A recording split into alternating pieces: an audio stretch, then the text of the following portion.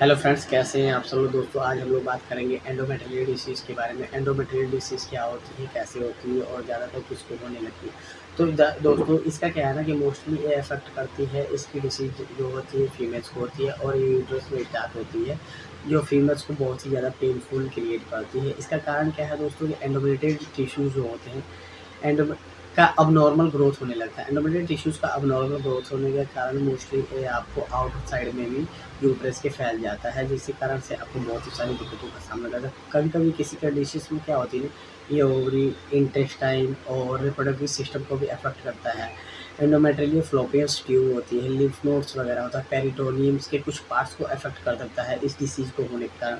और जिस भी पेशेंट्स को ये डिसीज़ होती है, ये उसको छोटा-सा ना समझें, क्योंकि छोटा समझने के कारण बहुत ही ज़्यादा दिक्कतों का सामना करना पड़ता है। अगर थोड़ा-सा भी लगे कि मुझे यूट्रस में पेन हो रहा है, काफ़ी आपकी जो मेंस्ट्रुएशन पीरियड्स है जिसे एमसी कहते हैं हम लोग, उसका टाइमिंग अगर चेंज होता है, तो उस कंडीशन में भी या पेनफुल होता है या टाइमिंग चेंज होने के बाद, अब मतलब without timing, without periodic timing, मतलब पीरियड्स के टाइम से पहले या टाइम के बाद या सेक्स करने के दौरान भी पेन वगैरह होता है, तो आप गायनोकोलॉजिस्ट को दिखा सकते हैं, क्योंकि उस कंडीशंस में क्या होता है, कभी-कभी बहुत ही ज़्यादा दिक्कतों का सामना करना पड़ सकता है। एंडोमेट्रियल डिसीज़ जो है काफ़ी ज़्यादा अफ़ेक्टेड करती है यूट्रस को और अनदर पार्ट को भी अफ़ेक्ट करती है। किसी-किसी कंडीशंस में क्या होती है कि ये जो बच्चेदानी है, जिसे हम लोग यूट्रस कहते हैं, वो बाहर भी आ जाती है और बाहर आने के कारण जो पेशेंट्स हैं बहुत ही ज़्यादा, फीमेल पेशेंट्स बहुत ही ज़्यादा पेनफुल अफेक्ट करेगा। बट ये इन्फेक्टिव डिसीज़ नहीं है।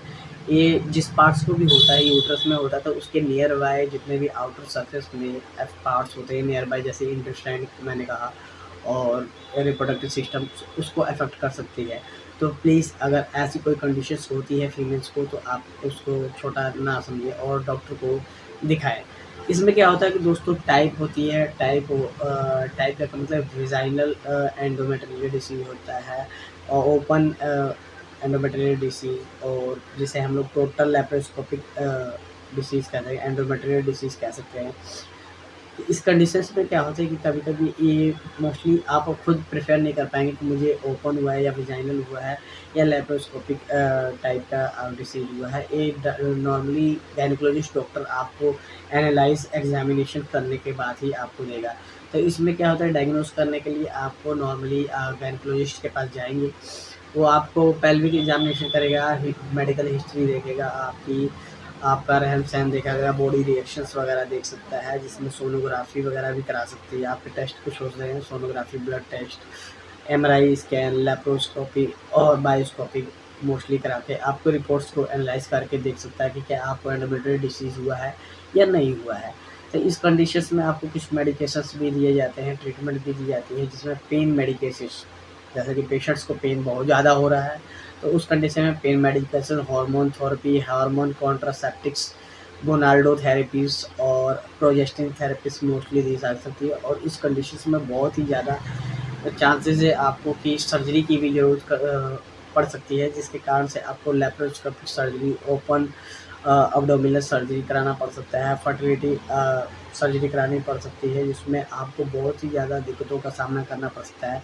तो दोस्तों आप इससे बचने की कोशिश करिए, क्योंकि ये नॉर्मल सी डिसीज़ नहीं है और आपको इसको नॉर्मल लेके नहीं चलना है, क्योंकि कारण क्या है इसका, एंड्रोमेट्रियल डिसीज़ होने का कारण, जिसमें हम लोग कह सकते हैं कि जैसे कि फीटल सेल ग्रोथ कराते हैं हम लोग, तो उस कारण से भी हो सकता है, या ग्रेड पीरियड्स के टाइम भी आपको आ सकते हैं, तो उस कंडीशंस में भी आपको हो सकते हैं, या कभी-कभी कॉन्ट्रासेप्टिव पिल्स जो खाती हैं आप लोग, बहुत ही ज़्यादा खाने के कारण से भी आपको एंडोमेट्रियल डिसीज़ होने का दिक्कत आ सकता है, या चेंजेस ऑफ रूटीन, डेज़ की आपकी रूटीन गलत है, आपको खाने-पीने के तौर तरीके नहीं सही है और आपके डाइट जो आप फूड ले रहे हैं उसमें भी दिक्कत हो सकती है।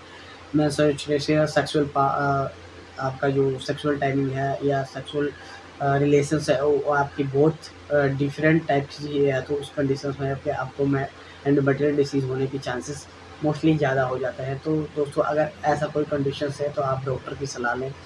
उस कंडीशंस में आप डॉक्टर की सलाह लेके गायनेकोलॉजिस्ट के पास जाएँ। आपको जैसा भी कहे प्रेफ़र, आप उस कंडीशंस में अपनी मेडिसिन्स को ज़्यादातर ले सकते हैं, क्योंकि ये क्या होता है ना कि यूट्रस जो है आपका समझ लीजिए बहुत ही रिप्रोडक्टिव ऑर्गन्स को और जो आपके बेबीज़ होने में काफ़ी सारा हेल्प करता है। और इस कंडीशंस में क्या होती है कि इसका स्टेजेस जो होते हैं, एंडोमेट्रियल डिसीज़ का स्टेज जो होता है लाइट भी होता है, स्टार्टिंग पॉइंट में आपको शुरू होगा। अगर स्टार्टिंग पॉइंट में मेडिसिन वगैरह मेडिकेशंस करा सकते हैं, गायनेकोलॉजिस्ट के पास जाके आप पूरी तरीके से प्रॉपर मेडिसिन ले रहे हैं, तो उस कंडीशंस में आपको कोई दिक्कतों का सामना नहीं करना पड़ सकता है। बट थोड़ी-थोड़ी बढ़ने लगेगी, उस कंडीशन में आप लेंगे तो थोड़ी-सी टाइम देनी पड़ेगी, कि मतलब कि जैसे कि 1 हफ्ता 2 हफ्ते के टाइमिंग्स को लेके अनदर मोर देन 1 मंथ भी आपको ट्रीटमेंट चल सकता है। बट हैवी और मॉडरेट कंडीशंस में रहेंगे तो मोस्टली आपको रिपोर्टिंग के द्वारा ही आपको एक ट्रीटमेंट चलाई जा सकती है, जो आपको गायनी के पेशेंट गायनी के डॉक्टर जो हैं और गायनी पेशेंट्स जो है डॉक्टर के पास जाके, गायनेकोलॉजिस्ट के पास जाके मोस्टली ओटीसी काउंटर की ड्रग जो आप लेते हैं, मेडिकल स्टोर से ले रहे हैं, चाहे अनदर किसी डॉक्टर से ले रहे हैं, तो आपको कभी-कभी दिक्कतों का सामना इससे भी करना पड़ सकता है। तो मैं यही कहूँगा कि ओटीसी काउंटर ड्रग ना लें।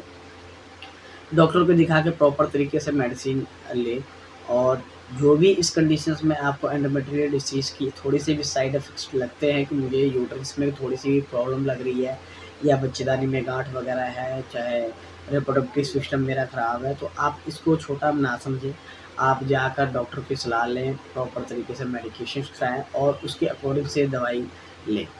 तो दोस्तों, मैं आशा करता हूँ कि मेरी वीडियो आप लोगों को अच्छी लगती होगी, और मैं आपको समझाने की मैं पूरी तरह से अच्छी तरीके से समझा पा रहा हूँ। मेरी बातें आपको समझ में आ रही हैं। डिसीज़ के बारे में नई-नई डिसीज़, नई-नई नॉलेज मैं लेकर आता रहूँगा, जिससे आपको एक मेडिकल स्टूडेंट, एक नॉर्मल पीपल, आप और एक फ़ीमेल और मेल दोनों के लिए ये अच्छा नॉलेजफुल है, और इसकी बातों का ध्यान रखना चाहिए। इन सब जो बातें बताई हैं, ये अनदेखा करने योग्य नहीं है, क्योंकि इसको बहुत ही सारी दिक्कत हुई जिस पेशेंट, क्योंकि हर पेशेंट, हर फैमिली में फीमेल पेशेंट्स होता है, फीमेल होती है, तो उसको कंडीशन हो सकती है, उसको आसान तौर ना समझे कि नहीं चल भी आसान है, मैं इसको इग्नोर कर सकता हूँ, तो ऐसा नहीं। आपको थोड़ी-सी भी दिक्कत होती है तो आप गायनी के पेशेंट को दिखाएँ, और अपना